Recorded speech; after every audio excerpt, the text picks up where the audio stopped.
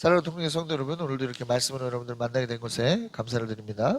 말씀을 통해서 온전히 여러분들 하나님의 뜻이 경험될 수 있길 바라요. 자, 오늘은 창세기 23장의 말씀입니다. 창세기 23장의 말씀은 사라의 마지막 모습이 기록되어져 있는 것을 볼 수가 있습니다. 사라가 죽고 난 뒤에 사라를 매장하는 그러한 모습을 볼 수가 있어요. 사랑하는 부인을 떠나보내는 아브라함의 모습이 우리 가운데 주는 은혜란 무엇인가 한번 말씀을 통해 살펴보도록 하겠습니다.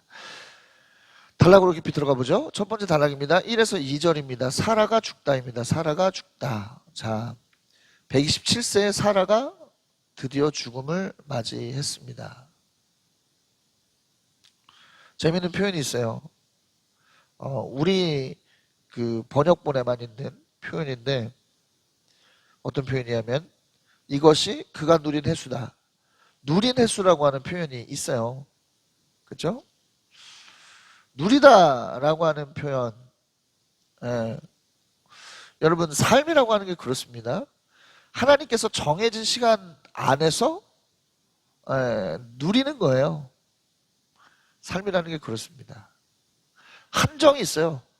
우리는 영원히 살아갈 것처럼 생각하지만 반드시 시간에는 한정이 있고 우리는 그 시간의 한정 속에서만 누리는 겁니다. 누리는 거예요. 그래서 우리는 누리기 위해서 뭘 하죠? 어떤 사람은 돈에 집착을 하고 어떤 사람은 명예에 집착을 하고 그렇게 살아갑니다. 근데 여러분 진짜 누리는 삶이라는 게 뭐예요? 아브라함이 보여줍니다. 아브라함이. 자, 오늘 사라가 죽은 땅이 어디죠? 가나안 기럇 야르바입니다. 곧 헤브론이에요. 헤브론은 뭐죠? 하나님의 약속의 땅인 마므레와 가까운 지역에 있어요. 하나님의 약속을 발견한 경험한 마므레와 가까운 지역이 있습니다. 그러니까 뭐죠? 원래 기근이 생겨서 그랄 땅으로 갔다가 거기서 살았던 거 아닙니까? 그러니까 사라가 마지막이 됐을 때쯤에는 다시 하나님의 약속을 경험한, 아마 기근이 끝나서겠죠. 하나님의 약속을 경험한 그 땅으로 옮겨와 살았던 거예요. 누린다는 게 뭐예요? 하나님께서 주신 비전, 하나님께서 주신 약속 안에서, 약속의 토대 안에서 살아가는 삶이 바로 누리는 삶이라는 거예요. 우리 인생의 진짜 누림은 바로 거기에 있는 겁니다.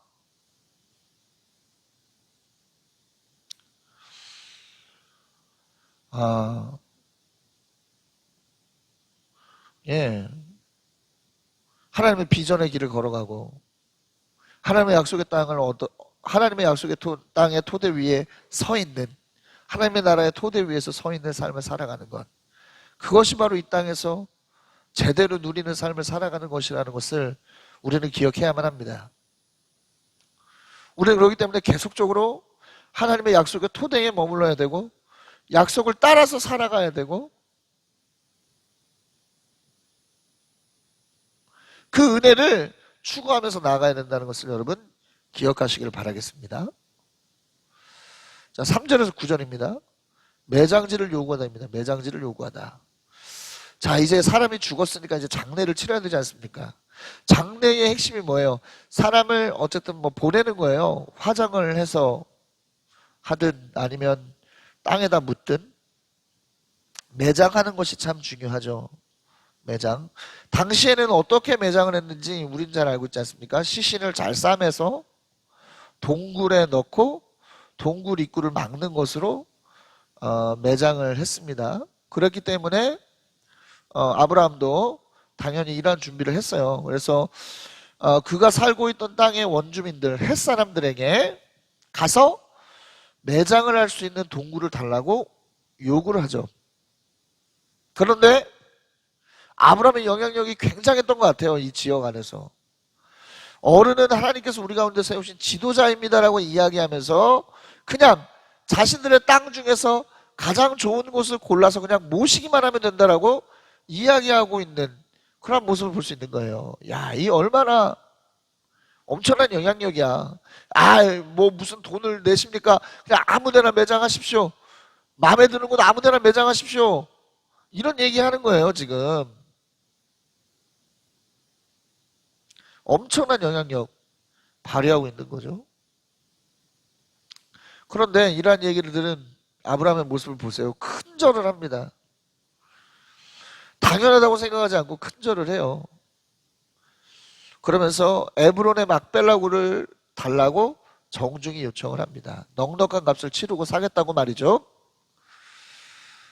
예, 아브라함은 뭐예요?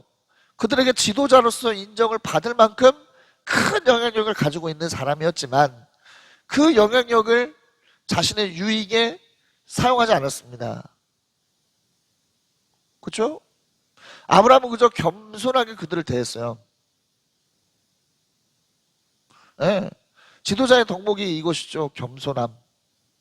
겸손함. 겸손함.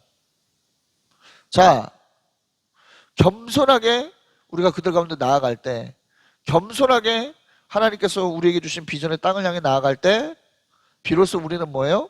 그 땅 안에서의 영향력을 소유할 수 있게 된다는 것을 여러분 기억하시기 바라겠습니다. 오늘도 많은 사람들을 만날 것이고 우리가 약속한 바대로 뭐죠? 전도 대상자도 만날 거예요. 겸손한 태도로 나아간다면 정말 하나님의 좋은 어떤 그런 은혜를 경험하게 되는 하루가 될 수 있을 줄로 믿습니다. 그런 여러분들 되시길 그리스도로 강력히 축원해요. 자, 다음 단락으로 바로 넘어가죠. 10에서 20절 막벨라굴의 장사하다입니다.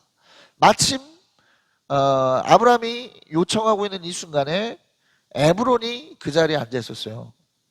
자, 에브론은 모두에게 말합니다. 그냥 그 밭과 동굴을 아브라함에게 그냥 드리겠다 이야기를 해요. 근데 다시 아브라함이 절하면서 반드시 밭값을 치루어야만 매장하겠다라고 이야기를 합니다. 실제로 에브론은 이 밭의 가치를 이야기하고 400세겔 정도 되는데 뭐 그게 우리 사이에 무슨 의미가 있겠느냐 이야기를 하니까 아브라함이 상인들이 사용하는 세겔로 400세겔을 달아서 에브론에게 주고 밭과 동굴과 그 주변의 나무를 샀습니다. 그리고 나서야 비로소 사라를 매장하는 것을 볼 수가 있어요.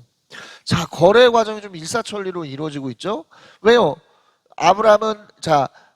에브론은 아브라함을 존중하고 또 아브라함은 겸손하게 그를 대했기 때문입니다. 존중과 겸손이 만나니 모든 것이 일사천리로 풀리죠. 관계의 비결이 그거예요. 존중하고 상대방을 존중하고 겸손하게 나아가는 존중과 겸손이 만나야 관계에서 일어나는 일들은 쉽게 풀립니다. 강대강으로 나가면 어떻게 되죠? 쉽게 풀릴 것도 어렵게 풀리게 되는 그러한 것들을 발견하게 된다는 거예요. 존중과 겸손의 태도로 늘 나아가는 여러분들 되시기를 그리스도로 강력히 축원합니다. 자, 그런데 우리가 한 가지 생각해 또 봐야죠. 아브라함은 왜 자꾸 대가를 주고 매장지를 살려고 했을까?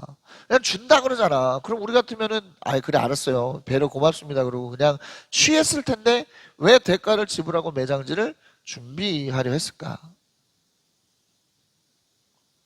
아브라함은 평생을 하나님의 약속을 쫓아왔죠.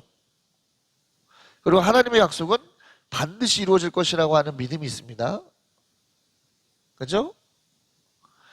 그렇기 때문에 여기서 매장지를 자신의 확실한 소유로 만들어놔야만 훗날 사라와 아브라함도 이 땅 가운데서 성취된 약속 안으로 들어갈 수 있어요. 여러분 만약에 생각해 봅시다. 그냥 값을 주고 자신의 것으로 공식화시키지 않는다면 어떻게 될까? 지금 아브라함의 영향력이 살아있을 땐 괜찮아. 그죠? 그런데 아브라함도 죽고 오랜 시간이 지나면 이 안에서의 아브라함의 영향력을 상실해버리면 어떻게 될까요? 에브론의 후손이 계속적으로 그 땅에 자신의 땅에 매장되어 있는 아브라함과 사라의 어떤 그런 부분들을 인정을 해줄까? 소유권을 인정해줄까? 그거는 모르는 거예요. 그건 모르는 겁니다. 자신의 것으로 값을 치르고 자신의 것으로 완전히 공식화해놔야 그게 자신의 것이 되죠. 그 이후에 어느 누구도 그렇죠? 그것에 대해서 이의를 제기할 수 없는 자신의 땅이 되는 거 아니겠습니까? 죽어서도 비전의 땅 안에 머물기를 소원하는 아브라함과 사라의 이 강력한 하나님의 아브라함이죠. 아브라함의 이 강력한 소망이 이러한 일들을 할 수 있도록 만들어 놓은 것입니다. 사랑하는 여러분, 얼마나 그렇죠? 이 그야말로 아브라함이 정말 제대로 삶을 누린다는 것이 어떤 것인가를 보여주고 있어요. 우리 인생도 이래야 됩니다, 여러분. 어떠한 경우에라도 제일 우선은 하나님의 나라와 하나님의 비전을 생각하면서 그 안에서 행복을 누리고 그 안에서 은혜를 누리고 그 안에서 기쁨을 누리는 것이 우리가 정말 온전히 누리는 삶을 살아가는 그러한 비결이라는 것을 여러분 기억하시기 바랍니다. 바라기는 오늘 하루 이러한 은혜들을 기억하시는 여러분들 되시기를 그리스도의 이름으로 강력히 축원합니다.